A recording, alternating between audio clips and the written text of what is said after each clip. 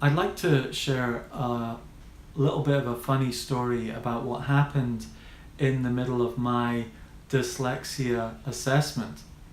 I was 35 years old, it was 12 years ago, second time going to university, and I really wanted to type my exams because my writing is terrible. And I thought maybe I was a tiny bit dyslexic because I had difficulties throughout my childhood with schoolwork and reading and so on, and my writing was bad.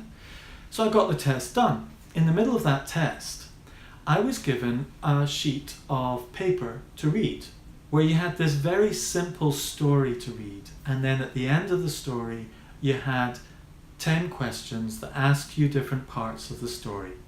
The assessors told me, I'm going to give you this story to read, and then I'll take the story away and I'll give you 10 questions to answer about the story. And you can take as long as you like reading this story. I read the story from beginning to end, every single word. I actually read it twice. And then she gave me the 10 questions. And I started going through the 10 questions. It was like, where did Bill and Mary go up the hill? And what did they pick up here? And who did they meet there? And then there was a fourth question. What did they pick up at the lake? And I was like, is that a trick question? Because they didn't go to a lake. And I asked the assessor, are there trick questions in here? Is that the idea? Like if I think it's wrong, I go, no, that's wrong. And she goes, no, there's no trick questions in here. Just simple questions about the story. If there's something you don't know or can't remember, it's okay. Just leave it blank and go on to the next one. And I'm like, there wasn't a lake in that story. And I actually asked her, do you mind if I had a quick look at that story again, please? And she said, no, you can't. You can have it at the end of answering your questions, though. So I carried on answering the questions, left that one blank, and I think there was another one I had to leave blank as well.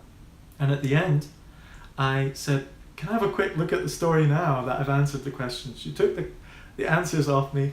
I looked at the story, I reread it, and there was a lake in one of the sentences. They'd just gone past a lake and then moved off. And I had missed it. And granted, it wasn't a core part of the story, it was just a tiny little detail, but I had missed it. I asked her, how could I have missed that? And she said, well, it does happen. If you're dyslexic, sometimes your brain jumps and skips ahead. Even though your mind and your eyes are reading the words, your mind can jump. And it struck me that maybe I could be reading an academic book or some detail and skipping over it. So I said, how do I know when I'm skipping over something? And she said, well, there's a simple way to do that, and that is to read with a pen or a pencil. And as you're reading, point to each word and then highlight key words. And if you find that you're leaving things blank and not highlighting the key words, it could be that your brain has jumped. And so that's what I did, and it's been so helpful for me to read consistently and really understand everything in the story or what I'm reading.